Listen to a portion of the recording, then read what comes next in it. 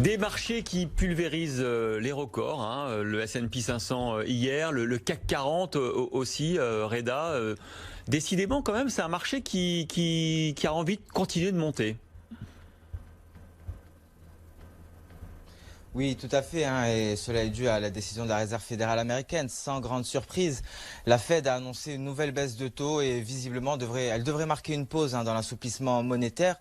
Mais le président de la Réserve fédérale américaine, Jérôme Powell, reste ouvert à l'évolution des indicateurs et fait preuve de flexibilité. Alors, c'est ce qu'attendaient les marchés. Cette décision a été tout de même accueillie avec calme par Wall Street, mais a permis au S&P 500 de marquer un nouveau record. Alors, allons-nous assister à la poursuite du rallye haussier? C'est la question, mais il faut tout de même garder à l'esprit que lors des deux précédentes baisses de taux, la Fed n'est pas parvenue à maintenir le S&P 500 sur ses sommets, et cela malgré la promesse de prochaines réductions. Alors cette décision devrait être saluée en Europe. Le CAC 40 qui a attendu, le CAC 40 hier a attendu la fin de séance pour se hisser aux alentours des 5765 points.